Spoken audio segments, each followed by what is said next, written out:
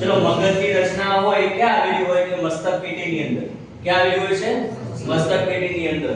Okay, તો મસ્તક પેટી એટલે કઈ વસ્તુ? આ બરાબર ને, આ મસ્તક પેટી કહેવાય, ચહેરો કહેવાય. ચહેરો અને મસ્તક પેટી આ બંને મળીને જે રચના બને એને આપણે કહીએ છીએ ખોપરી. શું કહીએ છીએ આપણે? ખોપરી. બરાબર, ક્લિયર? હવે જો મગજની જે રચના ભણ્યા છે એમાં મગજમાં તો પહેલી જ વસ્તુ જોઈએ તો સૌથી પહેલા એના આવરણો આવે. શું આવે? આવરણનું નામ બધાને ખબર હોવી જોઈએ. સૌથી બહારનું આવરણ બાહ્ય તાનિકા, પછીનું આવરણ મધ્ય તાનિકા અને પછીનું આવરણ એટલે ઓકે અંતઃ તાનિકા જે છે એ બૃહદ મસ્તિષ્ક ગોળાથી શું થઈ ગયું કે મર્જ થઈ ગયું, મતલબ કે જોડાઈ ગઈ હોય. બરાબર, બાહ્ય તાનિકા જે છે ને એ શું હોય છે કે ભાઈ ખોપરી સાથે જોડાઈ ગયેલી રચના હોય એમ. કે ભાઈ ઉપરનો ભાગ ખોપરી એટલે મસ્તક પેટી આવી ગયેલી હોય. અહીંયા મગજ સાથે આ બાહ્ય તાનિકા અંતઃ તાનિકા મગજનું જે બૃહદ મસ્તિષ્ક ગોળાર્ધ હોય એના સાથે જોડાઈ ગયેલી હોય. આ ભાગ ક્યાં જોડાઈ ગયેલો કે ખોપરી સાથે, અને બંને વચ્ચેનું જે સ્થાન એટલે કયું ભાઈ? મધ્ય તાનિકા, જે બંને આવરણો વચ્ચે ઘર્ષણ થતું શું કરે છે? બચાવે છે. ક્લિયર? તો મગજના શું થયા ભાઈ? ઉપરની જે રચના કરતા આવરણો થયા. પછી આ શું છે? બૃહદ મસ્તિષ્ક ગોળાર્ધ છે. શું છે? આ ગોળાર્ધ શબ્દ મેં તો લેવો પૃથ્વીના ગોળા પરથી યાદ આવે, ગોળાર્ધ કહેવાય. તો એવી રચના છે આપણે બૃહદ મસ્તિષ્ક ગોળાર્ધ કહેવાય. આગળનો ભાગ છે એને શું કહેવાય? અગ્ર કપાલી ખંડ. યાદ છે ને? અગ્ર કપાલી અસ્થિ. એ પરથી તમારે શું યાદ રાખવાનું? અગ્ર કપાલી ખંડ. મધ્ય કપાલી અસ્થિ, એના પરથી મધ્ય કપાલી ખંડ. અહીંયા પશ્ચ કપાલી અસ્થિ એટલે ભાઈ પશ્ચ કપાલી ખંડ. અહીંયા શંખક અસ્થિ આવેલા. શું આવેલા હોય? એટલા માટે એક મગજનો એક તરફનો ભાગ એટલે શું કહેવાય? શંખક ખંડ. શું કહેવાય? ક્લિયર? આ બધા ભાગો થઈ ગયા એના. ઓકે, ચલો આ ગોળા પર આગળ બંને જોડાઈ ગયેલા હોય. કારણ કે ભાઈ મગજની રચના કરતા બે ભાગો છે, એક ભાગ આ અને એક ભાગ આ. બંને વચ્ચે શું આવેલો? આ રીતનો પડદો આવેલો. એને શું કહેવાય? કેરોસમકાય. શું કહેવાય? કેરોસમકાય. ઓકે, એના આગળ અણીજો જે ભાગ છે શું કહેવાય? જેનું કહેવાય. ઓકે, પછી આ ભાગ જે છે શું કહેવાય? ફોર્નિક્સ. શું કહેવાય? ફોર્નિક્સ. બંને વચ્ચે શું આવેલું હોય? ગુહા આવેલી હોય. શું આવેલું હોય? એમાં પ્રાથમિક ગુહા અને દ્વિતીય ગુહા. પ્રાથમિક ગુહા અને દ્વિતીય ગુહા આપણે શબ્દો વાપર્યા હતા ને. ઓકે, પ્રાથમિક દ્વિતીય એટલે જે નીચેના ભાઈ થાય તૃતીય ગુહામાં બોલતા વચ્ચે છિદ્ર આવેલું નામ શું હતું ભાઈ? સરસ, મૂળનું છિદ્ર. ઓકે, ચલો ભાઈ તૃતીય ગુહા જે છે ચતુર્થ ગુહામાં ખુલી હતી, એના વચ્ચે છિદ્ર હતું એટલે શું કીધું આપણે? સેરિબ્રી એક્વિડક્ટ. શું કીધું આપણે? સેરિબ્રી એક્વિડક્ટ. ક્લિયર? તો એના વિશે વાત થઈ. બરાબર, પછી કોણ આવ્યું ભાઈ? મધ્ય મગજ. ફાઇનલ? કેના કરતા આંતર મસ્તિષ્ક આવે? આંતર મસ્તિષ્ક પછી આ મધ્ય મગજ આવે. બરાબર ને? તો આ શું છે ભાઈ? આંતર મસ્તિષ્ક. આંતર ની છત એટલે ભાઈ આંતર મસ્તિષ્કની છત એટલે એપિથેલેમસ. ઓકે, અને એપિથેલેમસ માં શું મેં એના વિશે વાત કરી જે ફરી પાછું અહીંયા આપણે ભણવાનું છે. પછી આ ભાગ એટલે થેલેમસ અને તળિયું એટલે હાઇપોથેલેમસ. ક્લિયર? ઓકે, પછી કોણ આવે છે ભાઈ? મધ્ય મગજ. મધ્ય મગજના બે ભાગ કયા કયા? સુપીરિયર કોનિક્યુલી અને બીજું કોઈ ભાઈ ઇન્ફીરિયર કોનિક્યુલી. ઓકે, પછી કોણ આવે? સેતુ. શું આવે? સેતુ. લંબમજ્જા અને મધ્ય મગજને જોડતો ભાગ એટલે ભાઈ સેતુ. ક્લિયર? અને પછી કોણ આવે? લંબમજ્જા. તો આપણું શું થયું? સંપૂર્ણપણે મગજ થયું. ઓકે, દરેક જે ભાગ વિશે આપણે ભણ્યા છે દરેકના કાર્યો છે. શું છે? ચોક્કસ પ્રકારના કાર્યો છે. બુક ની અંદર આ માહિતી આપેલી નથી, પ્રોપરલી બેઝ ની અંદર માહિતી આપેલી નથી. હવે વાત કરું છું રીટની. આની અંદર મેં કેટલા પ્રશ્નો પૂછાયા છે? કોઈ વિચાર આવે છે? મિનિમમ આમાંથી 20 થી 25 પ્રશ્નો નીકળી શકે. આ થિયરીમાંથી 20 થી 25 પ્રશ્નો મિનિમમ નીકળી શકે. બરાબર? અને ભૂતકાળમાં પૂછાઈ ગયેલા પણ છે પ્રશ્નો. ઓકે, જે વિશેષ માહિતી બુકની અંદર આપેલી નથી, પણ આ પોર્શન આપણે સંપૂર્ણપણે તૈયાર કરી દેવાનો છે. ઓકે, તો ભાઈ મગજના જે ભાગોના જે કાર્યો છે એમાં પહેલું છે બૃહદ મસ્તિષ્ક ગોળાર્ધ આવે. શું આવે? બૃહદ મસ્તિષ્ક ગોળાર્ધ. ઓકે, તો આ ગોળાર્ધ વાળો ભાગ છે. આ એનું જનરલી કેરેક્ટર છે. એટલે જનરલી કેરેક્ટર આપણે ભણીશું. અને એમાં પહેલા આપણે આગ્ર કપાલી ખંડ, મધ્ય કપાલી ખંડ, પશ્ચ કપાલી, શંખક ખંડ આવા ચાર ભાગોમાં આપણે એને વહેંચ્યું હતું ને. તો દરેકના કાર્યો અલગ અલગ છે, પણ ચારેયના ભેગા મળીને કાર્ય છે ને અંદર આવે ભાઈ. બૃહદ મસ્તિષ્ક ગોળાર્ધ કહેવાય કે ના કહેવાય? ચલો ભાઈ આખો રૂમ છે, એનો ભાઈ આ ભાગ છે, આ ભાગ છે, આ ભાગ છે, આ ભાગ છે, પણ ચારના ભેગા કર્યા તો આખા રૂમના બે કાર્યો થઈ ગયા કે ના થઈ ગયા? ક્લિયર? તો એવી વસ્તુ છે બૃહદ મસ્તિષ્ક જે ગોળાર્ધ છે, બૃહદ મસ્તિષ્ક ગોળાર્ધ છે એના બે અલગ અલગ ભાગો છે. પણ એનું સંપૂર્ણ આ બધાના કાર્યો ભેગા કરીએ તો શું કહેવાય? બૃહદ મસ્તિષ્ક ગોળાર્ધનું કાર્ય કહેવાય. ખબર પડી ગઈ ને? આ જનરલ વસ્તુ કહેવાય. તો પહેલી વાત આવે સભાન સંવેદના.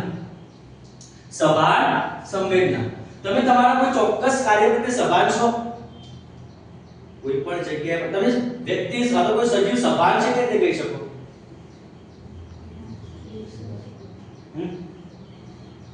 જે સજીવ પર્યાવરણને તાલમેલ સાધે છે, જે સજીવ પર્યાવરણ સાથે તાલમેલ સાધે છે એને શું કહેવાય ભાઈ? સભાન સંવેદના કહેવાય. શું કહેવાય? જો ભાઈ સજીવનું ઇમ્પોર્ટન્ટ કેરેક્ટર છે સભાનતા. સભાનતા એ સજીવનું ઇમ્પોર્ટન્ટ કેરેક્ટર કહેવાય. ઓકે, આપણે જે પહેલું ચેપ્ટર ભણવાનું આવશે ને એની અંદર આપણે સજીવ એટલે શું, સજીવના ચોક્કસ પ્રકારના લક્ષણો આપણે ભણવાના છે. બરાબર? અને એની અંદર આ કેરેક્ટર આવે છે સભાન સંવેદના, સભાનતા. બરાબર? તડકામાં જાઓ છો, થોડી વાર ઊભા રહો, અત્યારે ઉનાળાની અંદર છે ઓટોમેટિક પરસેવો છૂટવાની પ્રક્રિયા થઈ જાય. ઓકે, અને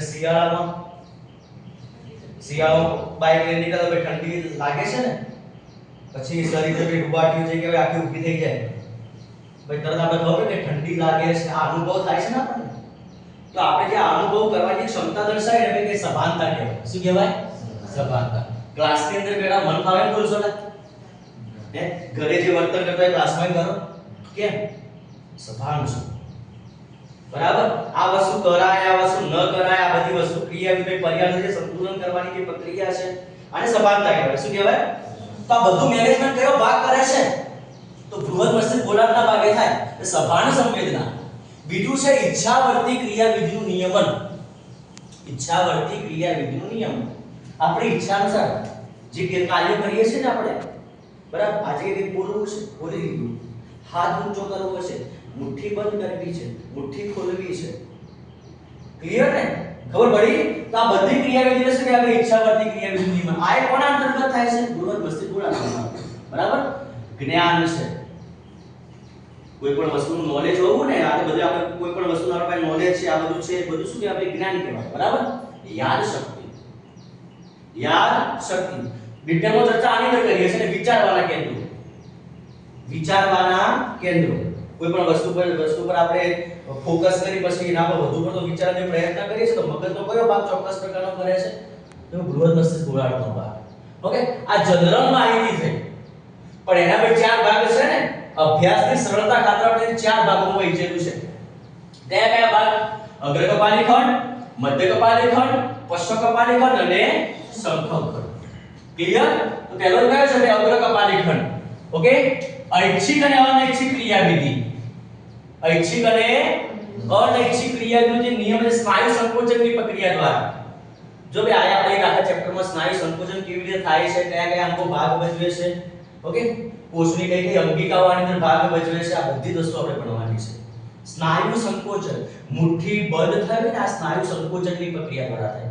મુઠ્ઠી ખુલે છે ને, એ સ્નાયુ વિકોચનની પ્રક્રિયા દ્વારા થાય. તો સંકોચન અને વિકોચનની જે પ્રક્રિયાઓ થઈ રહી છે ઐચ્છિક અને અનૈચ્છિક પણ છે. બરાબર? હાથ ઊંચો કર્યો એ ઐચ્છિક ક્રિયાવિધિ છે, પણ હૃદય ધબકવાની પ્રક્રિયા અનૈચ્છિક છે. પાચનની પ્રક્રિયા, ઉત્સર્જનની પ્રક્રિયા એ હવે સ્નાયુ સંકોચન થાય છે પણ આપણી ઈચ્છા અનુસાર થતા નથી. ક્લિયર? અને એના માટે આપણે શું કે કોષ્ઠાંતર સ્નાયુ આવશે. આ બધા સ્નાયુના પ્રકાર પણ આપણે ભણવાના છે. અત્યારે આપણે ચર્ચા કરતા નથી.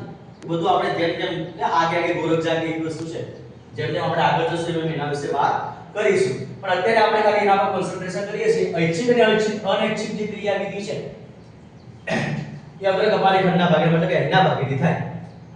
ઓકે, હવે તમારે તમે વિચાર કર્યો કે તમારા ભાઈબંધને તમે જો કોઈ પણ કાર્ય કરો કે ભાઈ 5 મિનિટ ટચ કર્યું છે, આ છે તે છે, આવું બધું કરો તો પછી સીધો ભાઈ આપણને માઇન્ડની લાઈટ થવી જોઈએ અગ્ર કપાલી ખંડ.